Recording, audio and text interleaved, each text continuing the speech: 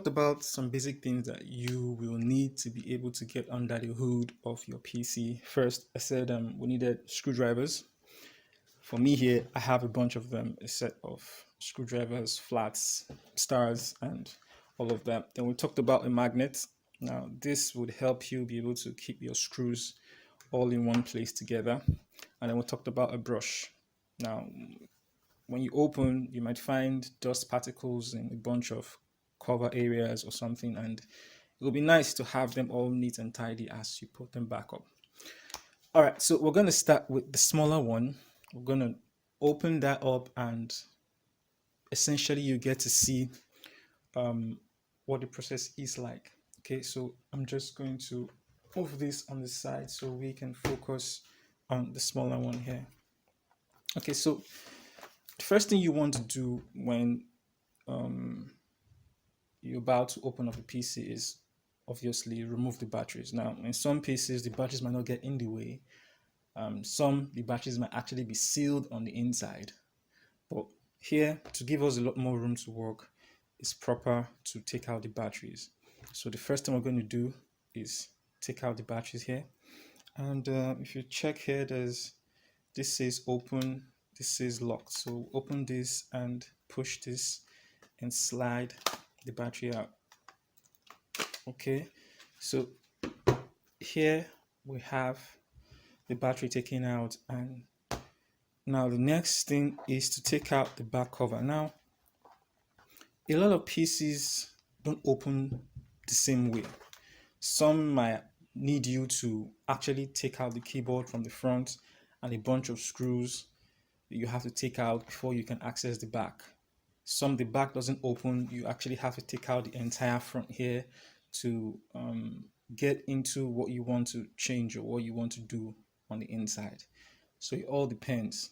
Now for your laptop, sometimes you might be able to find diagrams of how to do this or some steps on how to do this for your laptop model online. But for this one, this HP Mini, essentially opening this is to take out the entire back cover here. Okay, so having taken out the battery, if you look properly, we can't see no screws, nothing whatsoever. So this essentially means we can open this by holding this part and pulling out, and then here we are on the inside. Okay, so we'll just keep this on one side. Now, once you're in here, locating the hard drive or the RAM module is pretty much easy to identify.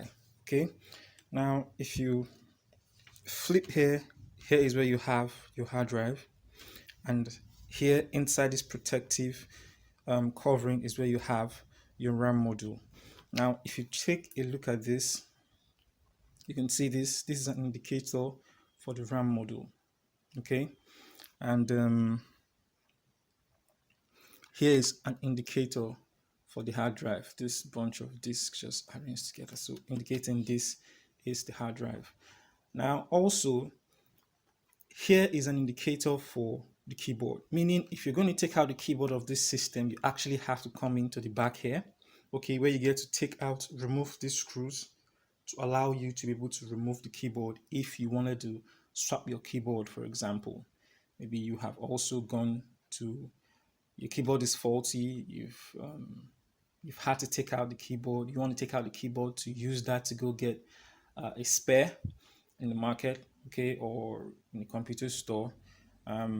Taking this out is how to get the keyboard out. So we're going to also deal with that as we go. So first things first, we can see here that from the screwdriver sets here, from the screw sets here, we have all stars. Okay, I just said all stars. Okay, we have stars here. So what we need to do is to find a star screwdriver of the appropriate size and use that to begin to open. So here is my star screwdriver. Okay, and I'm just going to go on here to access the hard drive. Now, right here, the hard drive is an enclosed casing, meaning we're going to have to pull this out to be able to see the hard drive itself. Okay, so assuming you have a faulty hard drive, or you actually want to do an upgrade, you want to swap for a bigger size of hard drive. Okay, so how do we go about this? Now, right here, you can see we have a screw here, we have one here, we have one here, and we have the last one in here. So we're going to have to take out all of this four to be able to get the hard drive out. So let's proceed.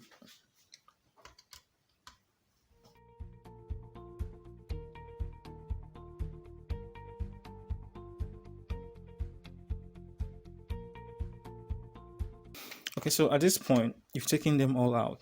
Now, see this space right here is to essentially allow you to pull back the hard drive, because the hard drive looks like this and it slides in. So you're going to have to slide it back out to get it out. So we hold on to this, push back, and here is our hard drive. Okay, now let's assume we wanted to swap the hard drive in here for this one. It's pretty much easy. Now what we have to do is to take out all of this screw and this housing, put this hard drive in here and put it back. Okay, so also we're going to have to take out the screws. Okay, so let's push this way ahead and let's focus on these hard drives. So to do that,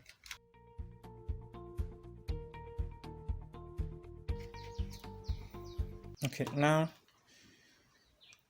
the screws are gone, and now the hard drive has come off. And if you're going to replace this, you need to remember the orientation in which you took this hard drive out.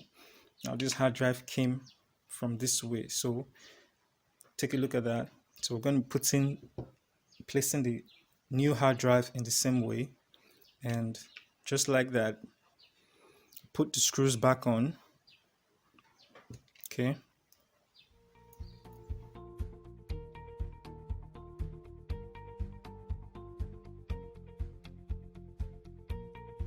finally this is done.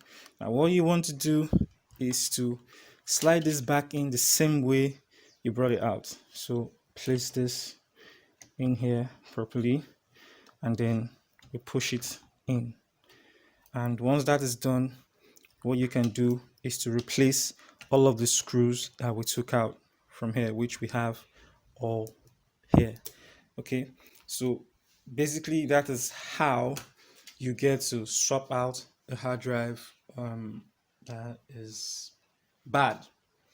All right, now some other times when it comes to the hard drive, when you see an error like boot media not found, it might not necessarily mean that the hard drive is bad. It might just mean that a section of the hard drive which holds the boot files is corrupt and needs to be repaired. Now, in such situations, one way to test such theory easily is to attach to this what we call a SATA bridge. Now, what a SATA bridge will do is to allow you read this hard drive via another working computer using a USB cable. Okay, now many of us should have heard of going to the market to buy an external hard drive, we call it external hard drive. So also, if you have done this swap, for example, a bigger size hard drive here and this is a smaller one, this is still useful to you if it's still working. Now you can use this as an external hard drive, take it as a very big flash drive. Okay, so what you do is you need a SATA bridge. Now when you go to a computer store, you would find that you could actually go and ask them to give you a laptop external casing. Okay, now it comes together like this with the USB cable, okay, in a pack, obviously. And when you open this up, you get to find this here. This is the actual SATA bridge. Okay, now the technology used for the read and write and power of this hard drive to the laptop is called SATA, serial ATA actually. So for short SATA. So to be able to read this on a laptop, all you have to do is plug this in accordingly. Okay. And once this goes in, you plug your USB cable in here. And if you had a laptop, or if you have a laptop where you want to read this off of, you can then plug this into USB. It will indicate that it's been plugged in, and then you can go on to do whatever you need to do. Now, if this is going to be a temporary ready thing where you don't really need this in the casing, you can do this. But if you're going to use this as an external, then the next thing you want to do is to put this into the casing and cover it properly to be sure it's well protected. Okay, and then there you go. So here you have a portable storage device that you can carry around to collect and give out very big files like your movies, software, games, and all that. Okay, so there. So I'm just going to undo all of this and move on to the next thing. Now, next, like I talked about, is how to access the RAM module. Now, like I said, the RAM module is in here. Okay, and to get access to that, you're going to have to take out these screws. Okay, so we'll do that very quickly. Okay, we have a magnet here. Now, sometimes there's a protective screw lock such that the screw on some of these things do not separate from the enclosure, just by way to keep the screws intact. And this is one of such. Okay, so now we've taken this out, and here is your RAM module. Now, if I has these clips that you want to hold away from the RAM to unlock it, so open this up and open this up as well, and then you pull out. Now here you can see that this has room for just one RAM module. Add this properly.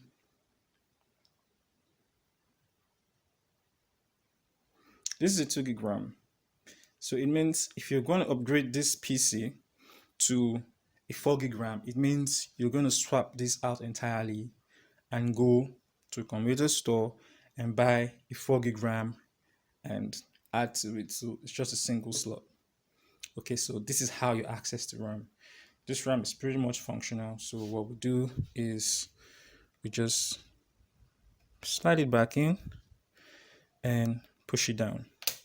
You hear the click on both sides, and your RAM is back in place. So sometimes, depending on what is wrong with your PC, you might actually need to bring this out, brush it a little bit, the terminals I mean, and just put it back in, and everything will be back normal and functioning. Okay, so essentially that is how we go about getting access to the hard drive and the RAM on this PC. Next, we're going to look at the bigger one, the Toshiba. The process is quite different depending on PC technology and brand and model as well. So put this back together.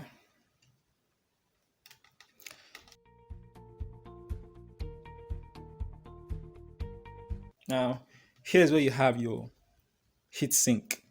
Now, what the heatsink does is to cool your processor as your PC works. That is why you have hot air coming out of the vents, which is right here. Okay.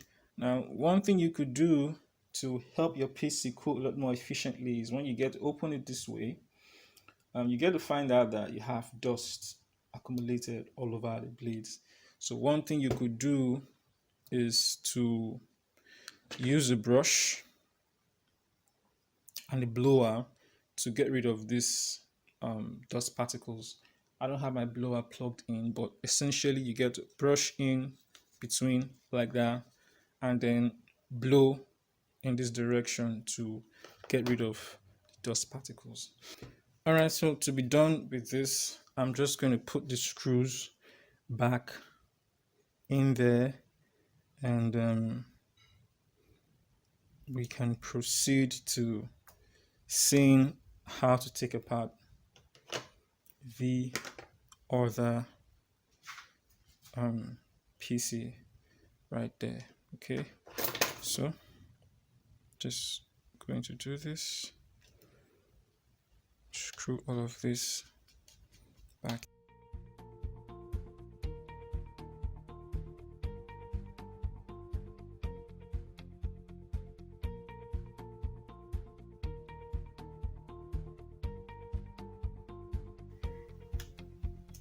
Okay, so having done this replacing or upgrading your hard drive on your RAM module, you want to check out for dust. Like I said, ensure there's no dust whatsoever. Okay, and then you can cover this back up safely, securely. Make sure everything clips down, and you can put your battery back in, and your PC is back and whole. Okay, so next we're going to be taking a look at how to deal with the Toshiba.